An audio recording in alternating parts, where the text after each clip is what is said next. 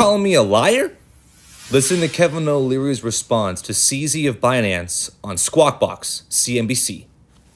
Now, let me address something before we go any further. Yesterday on the air, CZ called me a liar.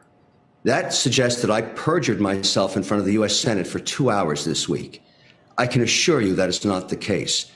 Another little parable here you should understand. When I was young, my birth father, who's Irish, put me on his knee, and every Irishman will know this. And he said, son, never call an Irishman a liar unless you know with certainty that's true. And I said, why is that, Dad? He said, because the Irish are crazy. Now, I don't know what it meant back then, but I got to tell you, I'm not happy about that. So at the end of the day, I have no ill will to this guy, but he's part of the story too. And you found out yesterday, you did a little work with Squawk Box. We talked about it either being 2 billion or 3 billion, that transaction. That's the largest transaction, I think, of anything in there regarding the balance sheet in recent 24-month period. And he confirmed it was 2.1 billion.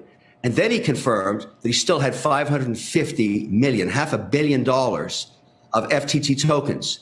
Now, at some point, we're going to look at that week of November 6th, and you ask anybody, why was Sam Bankman-Fried or the whole company FTX forced into bankruptcy?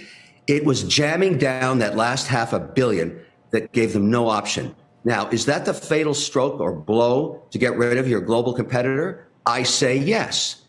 And I'll tell you something else. Right after that interview, I got a phone call, or actually it was a text, from a lobbyist in Washington saying, don't go anywhere, you're coming back. So I bet CZ bought himself an invitation to Washington yesterday. Can't wait to meet him there. We can go sightseeing.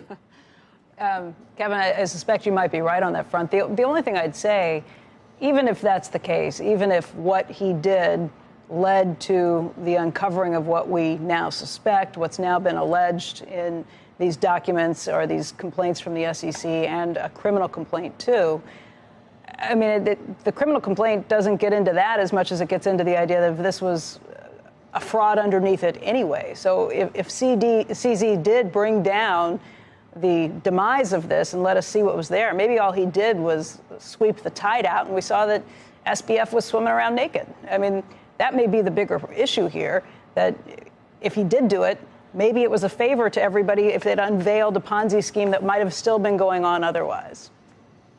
Well, remember, he was trying to buy the business at that time. On Wednesday, the idea was he was going to buy it. Was he doing that just to throw more shade at him? I don't know. Well, we don't know, but obviously if he thought there was fraud, he wouldn't have made an offer to buy it. So nobody knew, including, remember, this guy's a huge shareholder of FTX, or he was, and so he didn't see the fraud either. So at the end of the day, the question becomes clawback. You've been talking about it for the last 2 days. Is that 2.1 billion Madoff-style clawback? Who knows? But if I get on that credit committee, I'll be one of the guys doing the clawing. So I'm looking forward to that, because I think at the end of the day, every shareholder and account holder has to have an answer to what happened here.